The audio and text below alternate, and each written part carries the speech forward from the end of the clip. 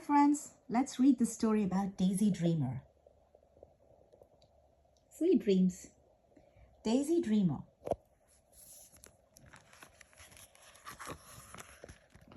Chapter 1. Do you see the picture? Daisy Dreamer, I'm making rainbow popcorn in the world of make-believe. The worm is my favorite place to be. And by the way, the letters WOM stand for World of Make-Believe, obviously. I'm in the kitchen with my amazing imaginary friend, Posey. We meet each other at school one day when I drew a picture of him. This is Posey and this is Daisy. By the way, do you see these beautiful stickers here?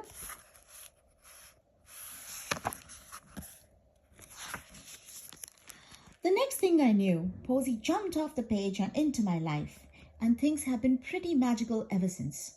Speaking of magic, everything in Posey's kitchen is unbelievable.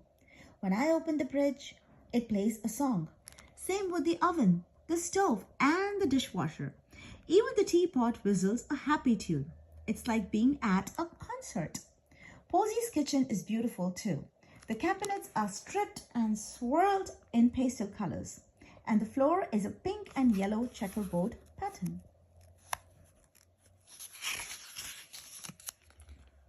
I play hopscotch on the squares every time I move around. I mean, how can I not?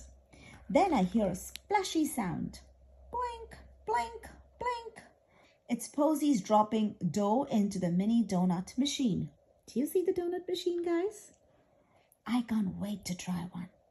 Look at them. But first, I have to finish making my rainbow popcorn. Plus, I have a batch of fizzy cupcakes in the oven.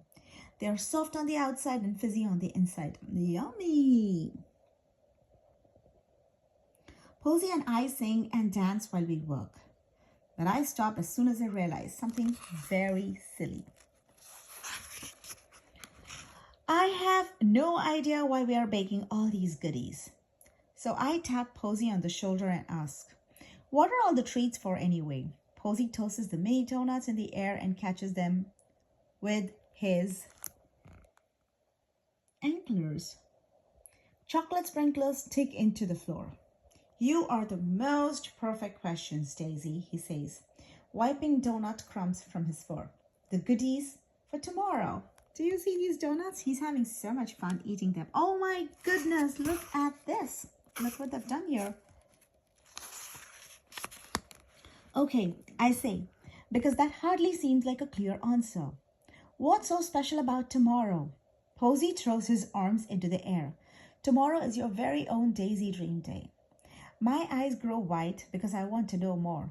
What is Dream Day? Posey leaps into the counter and spins in a circle. A dream day is when the whole world of make-believe celebrates a human imagination. All at once, Posey's words unlock more magic in the kitchen. Ooh. Swoosh! The oven door swings open all by itself and begins to play music. My fizzy cupcakes pop out of their pan and fly to the counter. Whoa! We watch as cupcakes are magically frosted and decorated. Finally, they settle onto a plate. Interesting. Oh my goodness, do you see? Now they're trying to frost it.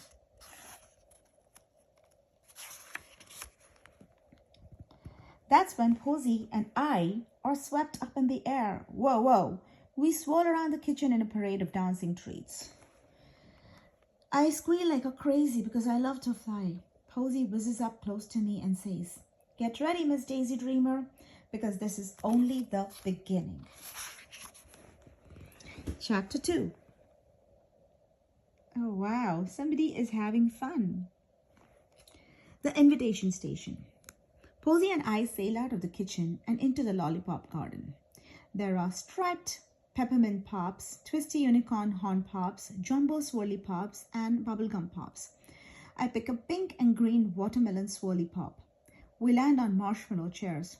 They are not sticky like a s'more, just squishy, soft, and comfy. Do you know the first thing you'll need for your Daisy Dream Day, Posey asks.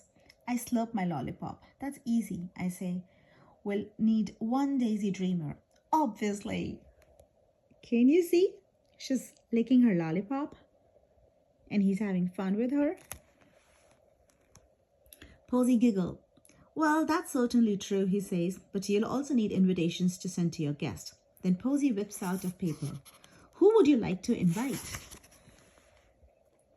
Of course, I pick my best friends, Jasmine and Lily, first. And then I pick my grandmother. Oopsie next. I can't forget to invite her. Then I list all the warm friends I have made on my adventures in Posy. Pretty soon the list is long with names. This is fabulous, Daisy. Posy says, now you're ready to pick your party invitations. I nod like crazy because I'm very ready to pick my party invitations. Then there is head to the invitation station, Posy says. Shall we go by bus or by sleigh? Or perhaps on a scooter or skateboard? Maybe you'd like a dino-vertible. He's thinking. What is a dino-vertible, I ask. He pauses. I was hoping you'd know. I have no idea. Those are all good ways to get somewhere, I think, except for the dino-vertible. I may be better to skip that magic ride. Then I have the best idea ever. Oh my goodness, look at this dino-vertible. Isn't it cute, guys? What if we rode on a magic carpet, I ask. Posy perks up, and with a snap of his fingers, a real magic carpet with pink hearts and pom-pom tassels appears out of nowhere. All bored, Posy announces. I scramble onto the carpet. It's like sitting on a floaty cloud. Posy climbs on me and says, hang on, and swoosh, we're off. This is a magic carpet. My goodness, and they're flying on it. The invitation station is more like a train station. There are trains parked on different tracks. We fly through the air and park by a sign that reads Daisy Dreamer. Hey, that's just like me. Next to the trains are rows and rows of party invitations.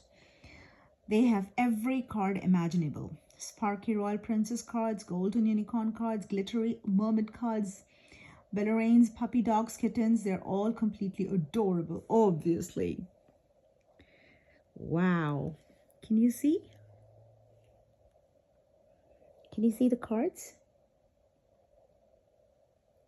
Wow. Do you see your perfect invitation? Posy asks. And that's when I find it. The card is shaped like a golden palace and it's made of real gold paper. When I pick up the card, it trumpets. Then the palace door opens all by itself and a tiny teddy bear butler announces the details of my party. Here ya, the little bear says. You're invited to the fantastically magic Daisy Dream Day. Posy hops from one foot to another. There's a very good choice, he says. Ha ha ha ha. A very good choice because we have a little bear in here. We take the card to the front counter where a fairy waves her wand over the invitation and guest list. Poof! Fairy dust bursts into the air like mini fireworks and the fairy smiles sweetly.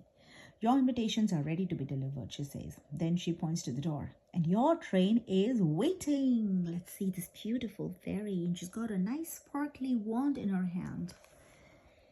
We hurry onto the platform and board the train. Instead of a whistle, I hear a familiar voice calling my name from far away. Daisy! Daisy Dreamer! See, she's trying to hop on the train. Chapter 3.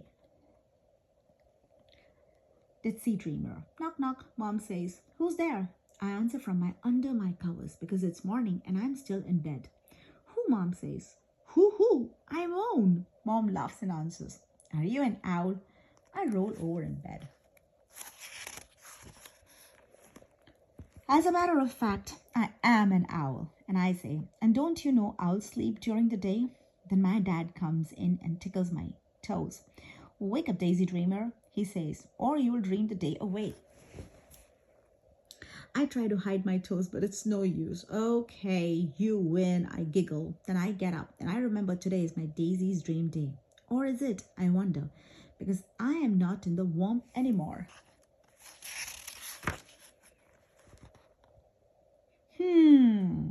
We have somebody on the blanket. Good morning, Daisy. Hello.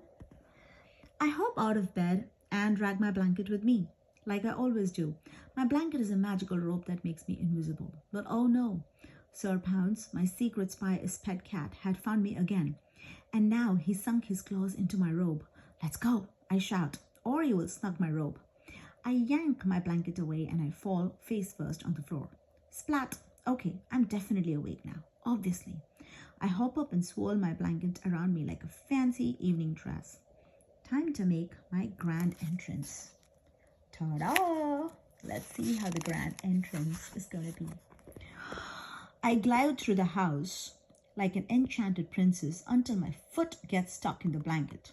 I crumple into a pile and wonder if something like that would happen in a dreamy day. Probably not. Look. I love my blanket in a heap and head for the kitchen. It's time for toasty squares. But when I shake the cereal box over my bowl, nothing comes out. My tasty squares are all gone. Oh no. That means only one thing. I have to eat my parents' cereal for breakfast. Oat flakes and flaxseed oil. I open the Dreamer Report to take my mind off things. The Dreamer Report is my very own newspaper written by me. Oh my goodness. Can you believe, guys, she writes a little newspaper which is called a Dreamer Report. And why is it a Dreamer Report? Because it's by Daisy Dreamer. But then, oopsie daisy, my elbow bumps into my cereal bowl and my milk slashes onto my Dreamer Report. Ink smears all over the place and my stories are ruined. Mom runs over paper towels. Don't worry, she says, mopping it up. I'll help you write a new Dreamer Report after school. I sign loudly. Am I Daisy Dreamer today? I ask myself, because I feel like Ditzy Dreamer. Well, at least I still get to have my favorite lunch, homemade avocado sushi rolls. Ta-da! Guys, so if this was in colors, this would probably be dark green, this would be light green, and this would be rice. So this would be white. Sounds good, right? Look, she's dreaming about it. Do you like sushi as well? Then Mom gives Dad a weird look. Oh boy, I'm so sorry, Daisy. Dad confesses. I ate the last avocado before bed. Well, I think as I sit there, stunned, this is not how I pictured my Daisy Dreamer day at all. Oh no. What do you think Mom is telling Dad? I think she's saying, yikes. Chapter 4. Ta-da, this looks fun. Just a dream. Clickety clackety clickety clack. I whisk down the sidewalk on my skateboard. Mom and I are both on our way to school because my mom teaches there.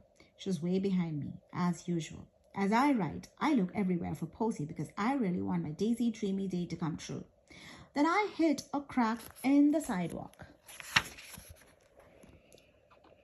Uh-oh, I'm going down.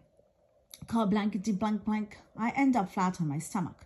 Luckily, I land on the grass by sidewalk. Daisy, are you okay? Says someone. I look up and see Grabby Grub and her sidekick, Carol Rattinger. Grabby offers me a hand and pulls me up. Carol picks me up with the skateboard. Sometimes these not so nice girls can actually be pretty nice. So somebody is helping somebody. So do you really think somebody is not nice? I think everybody is nice, just in different times. I check myself over. All I have are grass stains everywhere. I'm okay. Karen hands out my skateboard. Well, that's good, Grabby says. Then she hands me an envelope with my name on it. Would you like me to come to my half birthday party tomorrow? She asks. I always have a half birthday party to practice for my real one. I'm speechless because number one, only Gobby would get to.